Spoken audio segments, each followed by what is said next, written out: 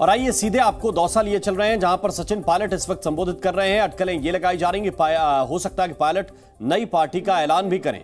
लेकिन उनकी बात को सुनने वाले इस देश के करोड़ों लोग थे। उस प्रकार की राजनीति, आज इस देश की जरूरत है। बेबाकी से बोलना, सच्चाई ईमानदारी का समर्थन करना, विपरीत परिस्थितियों में भी सबको डिस्टर्ब कर रहा है, समझौता ना करना, ये स्वर्गीय पायलट साहब ने सिखाया। गरीब घर में पैदा होकर के बाद उन्होंने जीवन में फौज में नौकरी करने के बाद राजनीति को चुना। उनका उद्देश्य सिर्फ इतना था कि वो अपने जीवन में मेहनत कर अपने पैर पे खड़े होकर कुछ बन सके। उनका सपना ये था, इस देश का जो नौजवान है, इस देश के गांव में जो लोग रहते हैं, जो किसानी करते हैं, उन गरीब परिवारों को संभालने के लिए, उनके जीवन में उम्मीद पैदा करने के लिए, उनके रास्ते आसान बनाने के लिए हम अपने राजनीतिक जीवन में कुछ करें। 19-20 साल के राजनीतिक जीवन में उन्होंने बहुत से उतार चढ़ाव देखे, और राजनीति में उतार चढ़ाव आते हैं,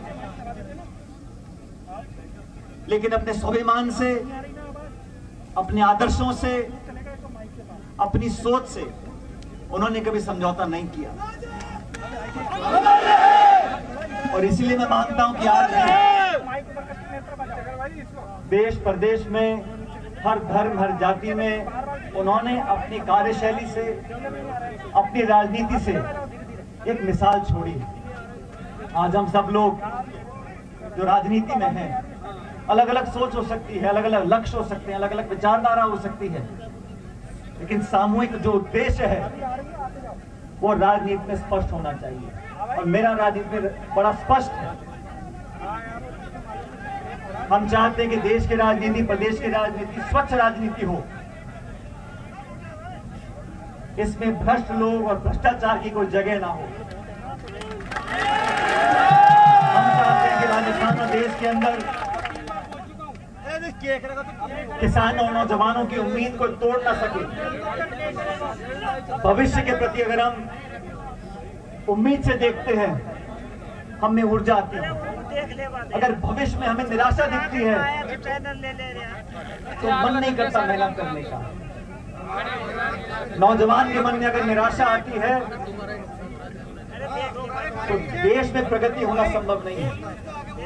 और आप सब जानते हो, मुझे भी राजनीति में आज 20-22 साल हो गए।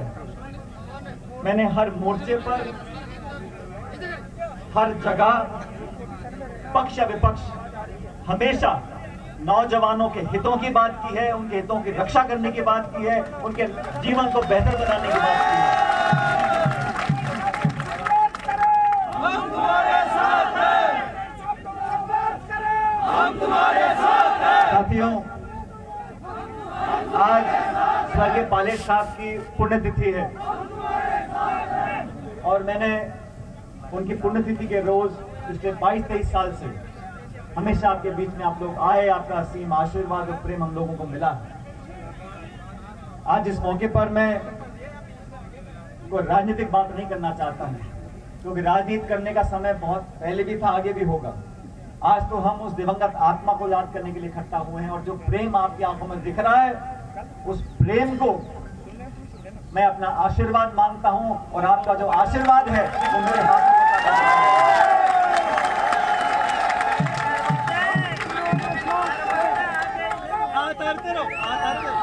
इस दौसा की धरती में आप सब लोगों ने हमेशा मुझे ताकत और संबल दिया। जब चुनौती का समय आया, जब मैं अपने आप को अकेला महसूस करता था, तो यहाँ के 36 कौम के लोगों ने, इस मिट्टी के लोगों ने मुझे अपना आशीर्वाद देकर इस लायक बनाया कि मेरी आवाज में बुलंदी आ सके। और आप लोग सब जानते हो कि मेरी आवाज की बुलंदी में कमी तो नहीं है कोई। और मेरा जो विश्वास और वादा है, उस पर ना मैं पहले कोई पीछे हटा हूं, ना आगे हटने वाला। राजनीति में साथियों बहुत से लोग आते हैं, कोई प्रधान बनता है, कोई प्रमुख बनता है, कोई सांसद बनता है, विधायक बनता है, सत्ता में, विपक्ष में, मंत्री, मुख्यमंत्री, प्रधानमंत्री, बड़े पद हैं, आए लोग चले गए। लेकिन मैं ऐसा मानता हूं, हम किसी पद पे हो या ना हो, लेकिन जनता हमको तोल कर रखती है हमेशा कि तुम कहते क्या थे, करते क्या थे। मेरे लिए जनता के बीच में हमारी विश्वसनीयता सबसे पहली प्राथमिकता है। जनता का विश्वास, जनता के वादे और जनता की विश्वसनीयता, ये सबसे बड़ी पूंजी है राजनीति में। और पिछले 20-25 सालों में जब से मैं राजनीति में हूं, मैंने ऐसा कोई काम नहीं किया जिससे इस विश्वास में कहीं आपको लगे कि कोई कमी आ गई है। और आने वाले समय में भी आपका विश्वास मेरे लिए सबसे बड़ी पूंजी है। उस विश्वास में मैं कभी नहीं आने देने, मैं आपको वादा करता हूं। साथियों, और तमाम साथी यहां पर आए हैं और पायलट साहब को श्रद्धांजलि दे रहे हैं, मैं उन सबका धन्यवाद करना चाहता हूं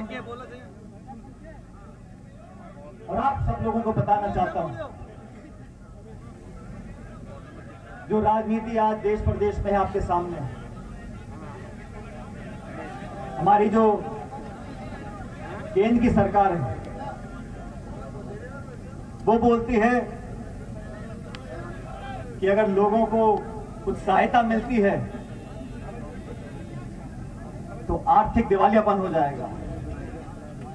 गरीबों की मदद करने से केंद्र के लोग बोलते हैं आर्थिक दिवालिया हो जाएगा। और मैं बोलता हूं कि जिन नौजवानों के साथ अगर कहीं धोखा हुआ है, उनके साथ विश्वासघात हुआ है, उनकी मदद हम करते हैं तो कहते हैं मानसिक दिवालिया हो जाएगा। मैं समझता हूं सच्चे मन से जो गरीब है, जो नौजवान है, उसकी मदद हम करते हैं तो इतना बड़ा दिल होना चाहिए और इतना बड़ा खजाना हमारे पास है कि हम गरीबों के, नौजवानों की मदद करें। मैं साथियों, आप सब जानते हो, सरकार में मुझे काम करने का मौका मिला, मैंने अपनी आवाज को हमेशा रखा। मैं बड़े अदब से, आदर से, सम्मान से और शिष्टाचार से अपनी बातों को रखता हूं और मैंने हमेशा दूसरों को सम्मान दिया है। मैं सरकार में था, हमारे कोटा में सैकड़ों बच्चों की मौत हो गई। मैंने कहा कि ऐसा नहीं होना चाहिए।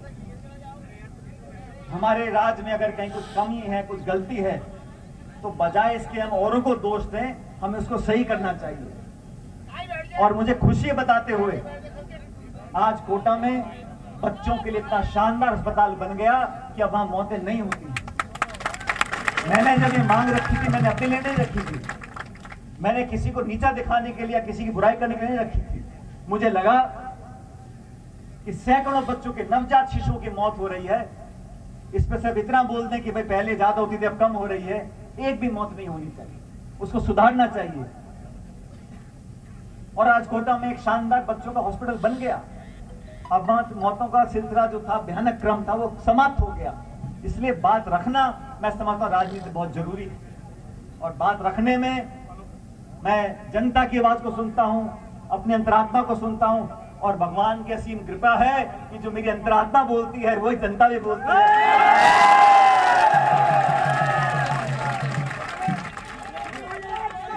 इसलिए आज मैं आप सब लोगों का आभारी प्रकट करना चाहता हूं। आप लोगों ने हमेशा हमारी बात को मान सम्मान दिया है और इस क्षेत्र का नाम पूरे प्रदेश और देश में रोशन है। आज इस स्वर्गीय पायलट साहब की मूर्ति यहां पर लगी है, मूर्तियां बहुत लगती, अच्छी बात है, लेकिन जिस व्यक्ति ने अपने जीवन में ये प्रदर्शित कर दिखाया हो कि छोटे गरीब किसान के घर में जन्म लेकर उन ऊंचाइयों तक पहुंच सकते हैं, उन ऊंचाइयों पर पहुंचने के बाद अपना दामन साफ रख सकते हैं, यह मैं समझता हूं एक राजनेता की सबसे बड़ी सफलता है। बड़े से बड़ा विरोधी भी अगर आरोप लगाता है तो उसको झेप आती है और जैसा मैंने शुरू में कहा, पायलट साहब की राजनीति एक अनोखी राजनीति थी और ये बात सही है, कभी कभी वो भी लटके झटके कर देते थे राजनीति, लेकिन उनका केंद्र बिंदु रहता था किसान की मदद, गरीब की मदद, बच्चों की मदद, ग्रामीण क्षेत्रों की मदद, पूर्व सैनिकों की मदद।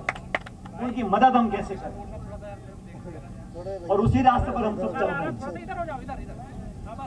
आज इस मूर्ति का अनावरण यहाँ पर हुआ है। मैं समझता हूँ आने वाले कई सालों तक ये प्रेरणा का सूत्र रहेगा। मेरे साथ जो लोग राजनीति में काम कर रहे हैं जानते हैं कि मैं सबको साथ देने की कोशिश करता हूँ।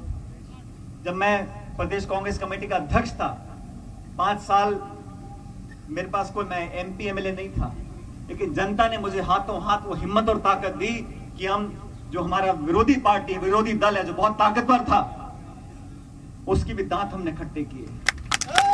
और सुनो, और मैं तो जब हमारी मुख्यमंत्री जी थी उनका मैंने विरोध साल के 365 दिन किया, लेकिन कभी मेरे मुंह से कोई छोटी बात या कोई अपशब्द नहीं निकला उनके बारे में। महिलाएं उम्र में बड़ी हैं, लेकिन आज भी मैं कहता हूं, आपने खाना आवंटित कर दी, चोरी पकड़ी गई तो कैंसिल कर दी, लेकिन आवंटन तो की थी ना, उसका तो लेखा जोखा होना पड़ेगा। और मैं तो कहता हूं कि जो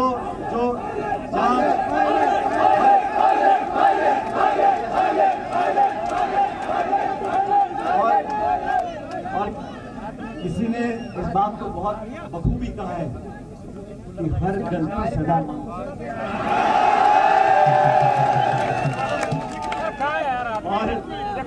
और हम आपस में कोई से संबंध रखें, हम आपस में कुछ भी बात रखें, लेकिन सबसे बड़ा न्याय देने वाला वो नीली छतरी वाला है। आज नहीं तो कल।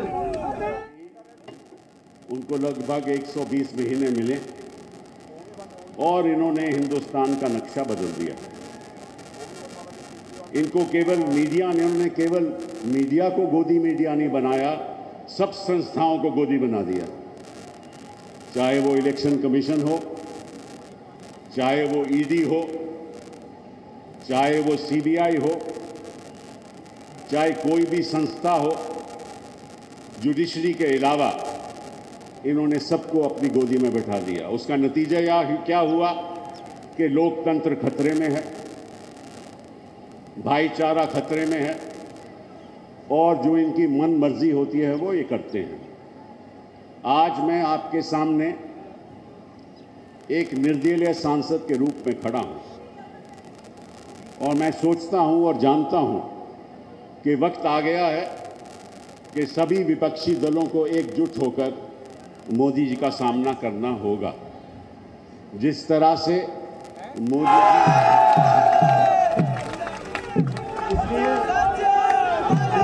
जी मोहब्बत, ये स्नेह आप लोग बना के रखो। हम आपके थे, आपके रहेंगे।